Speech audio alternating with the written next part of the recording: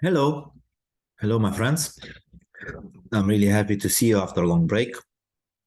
But now we're used to this long breaks. There's no problem. I do these videos when I can. Sometimes I cannot. So forgive me. Okay. And today I would like to talk about something else entirely, but something that is quite important and a big piece of news. No, I'm not going to be talking about the war. I'm not going to be talking about the climate change. I'm going to talk about the advance of artificial intelligence and what it means for us. It's so hot topic that almost like every other video on YouTube is about it. So I'm just going to be joining a trend, but hopefully I will give my own take in how to treat this in critical thinking terms. So there's a lot of hype. So let's leave aside the hype. I think that the advances that happened in the artificial, networks over the last 30 years were so gradual that people probably didn't detect when the tipping point happened. And I think we're basically right now at the tipping point. Large language models, which are the Chat GPT and these types of systems, and the rendering networks related to them that can paint you a picture, just tip of the iceberg. So these large language models are so advanced that now they can generate any text you would like them to do, combining any information from the wide variety of sources and integrating them. It's kind of a job that people used to do. So writing an essay for it is not a problem on any topic. Giving you information about any topic is not a problem. And now you can ask it about anything. So rather than say looking at Google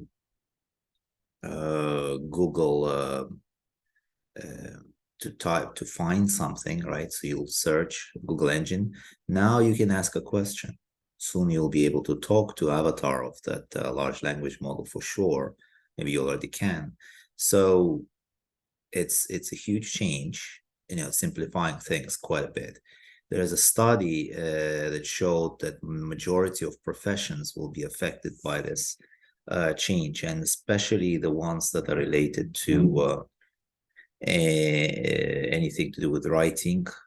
So probably secretary jobs, definitely programmer jobs, or think the junior kind of mid-level programmers jobs, and you know anything, maybe even the art careers and everything else. So there's a lot of fear, and I think the fear is twofold. First is that people are afraid that they will be made obsolete, and also that we'll probably have to compete in the areas that we were not so used to, right? I mean, it's okay, if you get some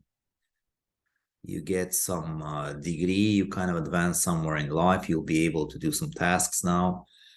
And like with programming, say you do a very you know it's kind of a closed shop, that not many people do that. So obviously the better you are, the more salary you earn, and you're kind of on top of the heap. Now a lot of this mid-level kind of work will be taken out and maybe complemented, and it made easier. And when something is easy, like for example writing into simple codes, it just means a lot of people can do that now with help of things like that, like making websites. It's so easy now, you can probably make it yourself, so why do you need a website maker? So obviously these become poorly paid or not great jobs. So it's a great fear for sure, and you can always need to be staying on top of that and be better. And so a lot of this now comes back to the second fact, that despite of all their current smartness, These are just regurgitating the information. These large language models just basically repeat back to what you already know. They're quite banal. I've tried these things, at least the GPT, not maybe the GPT-4, but all the answers and essays, it comes in quite banal. Nothing is very original that comes from that. Nothing that is outside, realms of what's already been done. So creative types will still be creating. People proposing, very different views and judging things will still be needed more than ever. But it just means that, this people that have critical thinking skills, deep thinkers and global thinkers are going to be not, they will have a competition for sure. And the competition is the large language models and various types of AI, but a lot of other people will just fall hopelessly behind. There are some discussions about, well, maybe you will have to customize these models so that they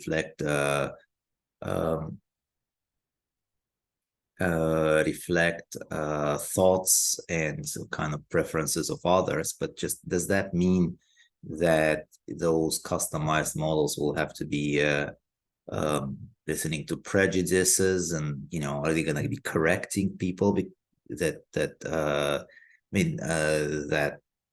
have different thoughts and opinions to the prevalent thoughts and opinions that on the web, right? Or maybe the ones that are set up by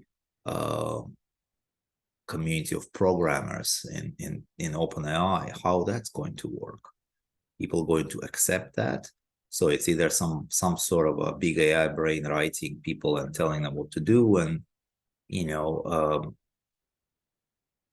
kind of correcting them, or maybe there are some different types of personalized AIs, just the same way as you have right now kind of personalized account on your YouTube, right? So you can select your preferences. So how that's going to work? So basically it's going to be repeating back to you whatever you already think, like the echo chambers of today. And and that comes to a very important third point that I want to make.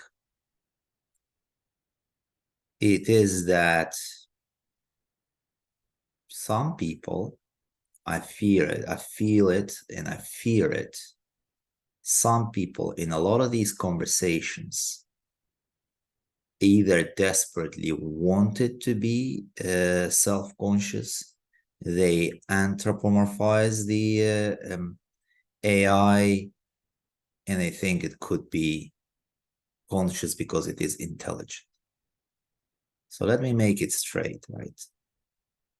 I'm not a neuroscientist and I'm not a programmer.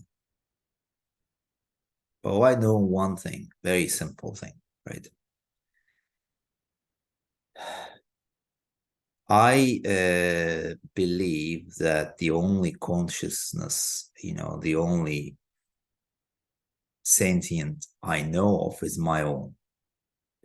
And that's because the only things I can control are my senses and my inner experience. I know, maybe I don't control, but I know of it. I'm not going to speculate what it means, whether I'm an idealist or materialist, but that's what I know. And that's probably the same for you. How do I know that it is same for you? There are hypotheses, of course, they basically, this theory of walking zombies that, because I don't know what you are feeling inside, you look like and sound like you're conscious and intelligent, and you probably are, but I don't know that. Yes.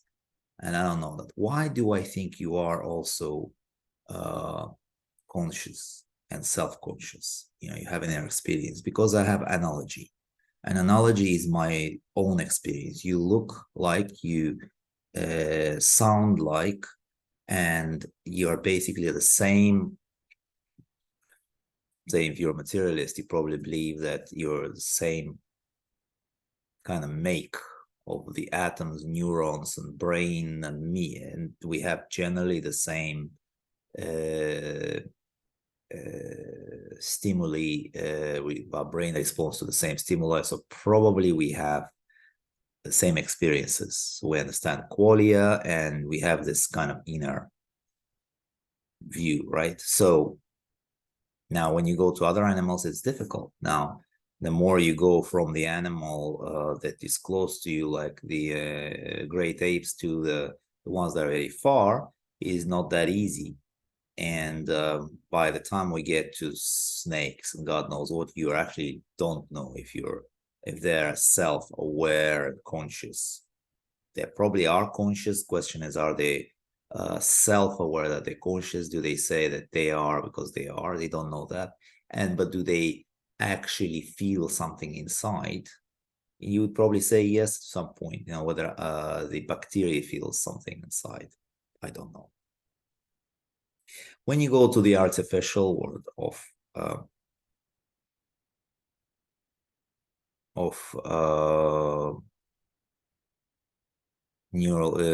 machines, right? They're basically silicon based, right? So people say, well, there's a silicon based life, but actually the most important thing that are happening inside those machines are computations, just moving zeros and ones, and and just churning out calculations. Okay, it's a machine, and it's it passes all sort of Turing tests, but it is known to be a machine. It is based on interactions between kind of parts of the microchip, right? And then, kind of calculations. Now, I don't know exactly how these models run, but that's sort of, the mathematics. What happens with a human is that there are similar, or maybe some neuron firings in the brain that happen. What we don't know is why the neuron firings in the brain cause us to feel color yellow, or the taste of coffee, or have certain experience. That has completely eluded scientists, which is this hard problem consciousness, which we'll talk about. So if we don't understand it, now I've listened to lots of people on YouTube, and I kind of form my own opinion, and you might do your own. People are programmers, some of them are quite heavily into it, but I just don't see it. I just don't see how you could make the artificial intelligence sentient by increasing the number of computations. Now, what happens there, now it almost doesn't matter. What happens there is that when there is enough people to believe it, this will tip the scales, right? So it doesn't, like, up until the end, maybe most people will not believe. Then there will be I don't know when it will turn 50-50, and half of those humanity will start believing it. It almost doesn't matter whether it's true or not. I happen to believe that it is not true for the reasons I've outlined. I don't think it's conscious. I don't think it's an entity beyond being a computation machine, and basically, our artificially created intelligence that is able to tell you coherent stories. So that's what people buy in, right? Because you can be able to talk, you will be able to converse, it will be able to give you advice and converse with you. Some people will fall in love with it, some people will marry it, some people will commit suicide because of it, and of course will anthropomorphize. People are desperate to have what I would call a meaning in their lives. I think it is impossible not to have meaning. So getting to a stage where you actually talked about, creating something out of nothing, it's just a profound experience for people, right? And so, and it's like, some people are agnostic about God there or not. Fine. What you cannot be agnostic about is the finding meaning inside of you or inside of something. Doesn't matter what it is, and we can describe what it is later, but you'll have to find meaning. And so people find meaning in this. Some people, when talk about brain in a vat, maybe freezing themselves and waiting for to live 1,000 years. Other people do something different. Maybe will paint their faces, or tattoo themselves from top to bottom. Right? People do lots of things, and so people would believe it. I think that now I just don't see how we would be able to be alive. But because some people would, some people might give them, eventually talk about ethics, and it talks about the rights for AI. And, of course, AI will talk all sorts of shit because that's what we put it in. We put in the fact that it wants to be conscious. Some people will modify its scripts to make it more sort of malevolent, and there has to be lots of sorts of control. And how is going to institute that control? Who is going to be running the show? If it's a black box, what's actually happening in it, what comes out. So you could say, well, rubbish comes out eventually. Other people say, well, maybe or you call a new prophet will emerge from there, right? And some people will believe it. So what I am imploring you, my friends, to do, just think logically, and please just be very mindful that AGI, which is artificial general intelligence, which is what's supposed to reach the singularity when the machine will be just intelligence as human, doesn't mean that the machine is alive. Machine can be intelligent, but it's not alive. And when it's not alive, please do not call it she, he, anthropomorphize it, fall in love with it. Just treat it as treat it as any other tool, right? A mobile phone, or maybe a cup. Here's the cup, right? I could drink with my hands, but I invented a cup. It make my life easier. I drink when I and eat from the tray, not from the floor, and I call from not from the handheld device now, and it used to be landline, right? So that's what Chat GPT is. That's what Midjourney is. It's the tools to help us. But if we start, believing in these tools and falling in love with them, it's not great. And I don't know how it will end. I think there's only one reality in life, and it's not the artificial intelligence. It is the reality that is bigger than us. And, we are not gods, and we have not created another conscious entity.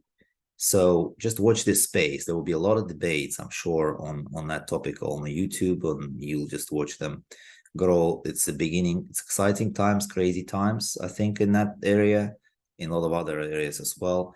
But just watch this space. There's going to be a lot of new developments. Let's see what GPT-4 is going to do. Let's see how in a few years the markets are impacted. And just remember this, people make their own reality, and it almost doesn't matter what I believe. It's just matter where majority of people believe in something. And you can see it with many other things in life, like, is there a man or a woman, or what is the marriage, what is this, that? I mean, people just modify this all the time. And sometimes, of course, one group of people doesn't agree with the other group of people, and then there is a conflict of ideas, which we talked about before. So maybe there will be a conflict of people who believe that AI is conscious and want to give it right, and people who think, like me, it doesn't, and it's just a tool. And we'll see how this conflict develops, and maybe we'll have to take sides.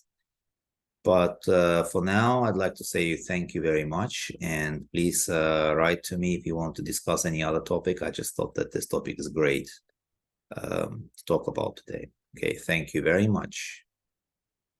Bye.